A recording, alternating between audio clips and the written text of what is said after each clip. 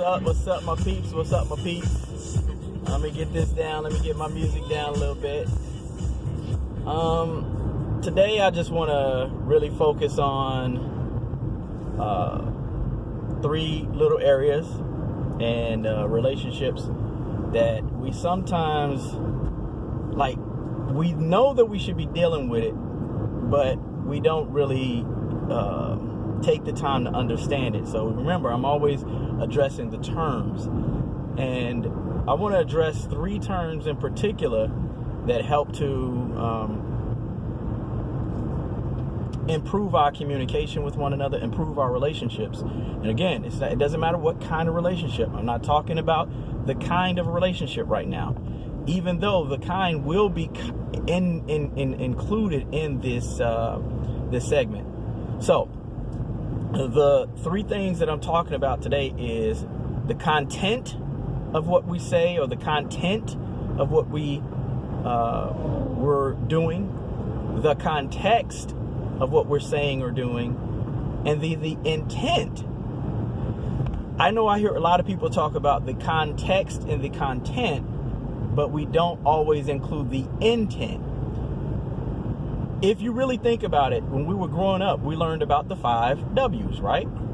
Who, what, when, where, why, and sometimes how. You know, they throw that H up in there. But the 5 W's are everything when it comes to communication, because when we talk about the content is only what has been said. What we say, yes, it's important, but what can actually bring what we say or what we do to life is the context.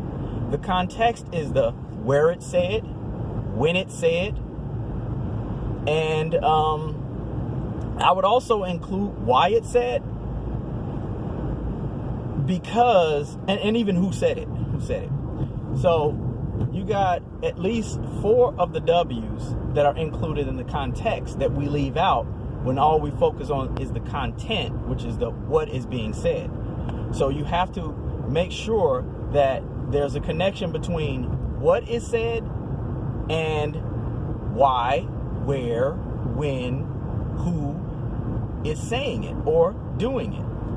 And what I mean is very simple.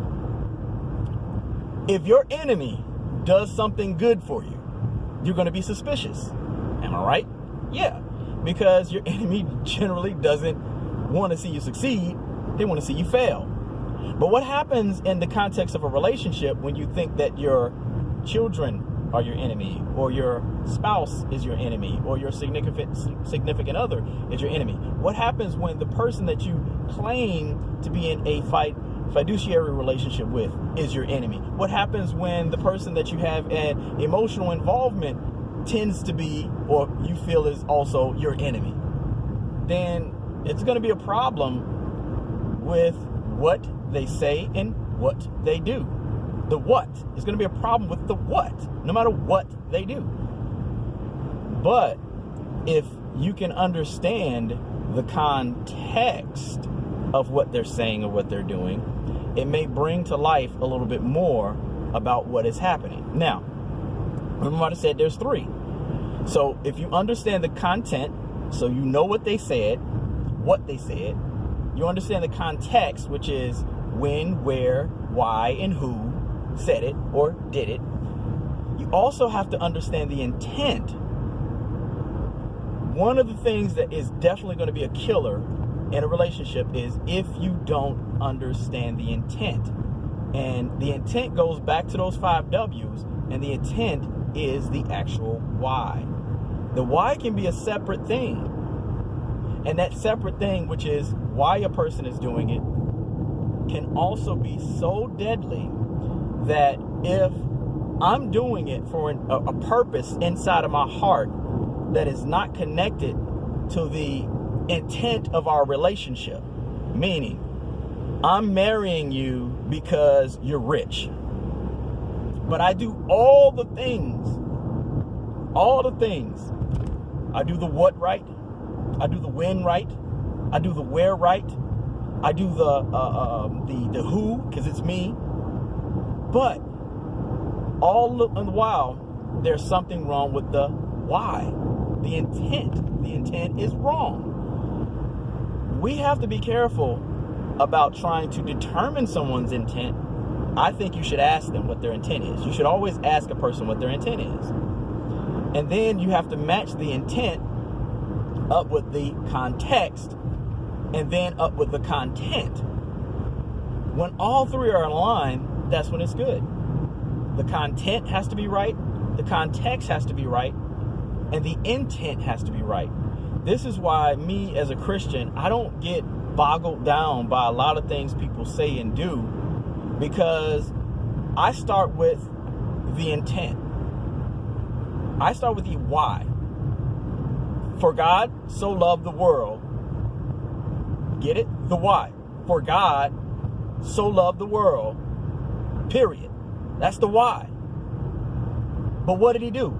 He gave his only begotten Son, so that whosoever believed in him shall not perish, but have everlasting life. So we look at the why as being so no one should perish and have everlasting life. Yeah, that's a good why. But the real why is, for God so loved the world, period. When you start from that intent, it makes the Bible a little different. Now when you're reading it, you're trying to figure out, okay, so why is God doing this? Because this doesn't look like love. For God so loved the world that he gave his only begotten Son, that whosoever. So now you can go back to that part, so that all could come to everlasting life. So God loves the world so much so that his actions that we see in the middle are to bring about this purpose, which is so that none should perish. Why is it such a hard thing for people to accept that a God who loves the world would do whatever is necessary to save that world?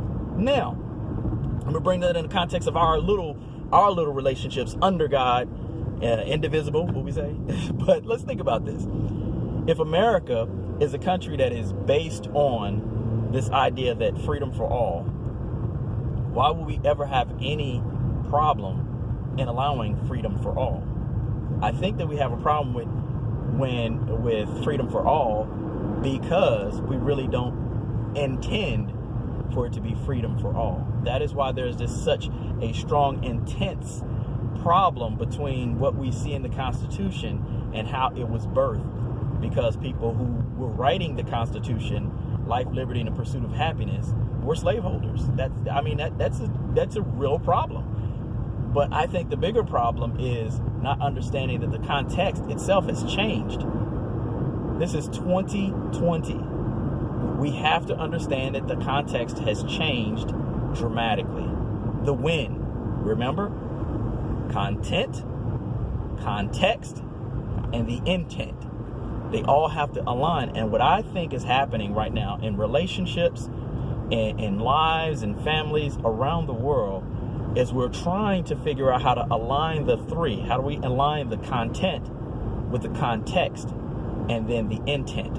If those three things come into alignment, then we will have harmony in this world. We cannot have harmony unless we have an alignment of the context, the content, and the intent. It's your boy, out.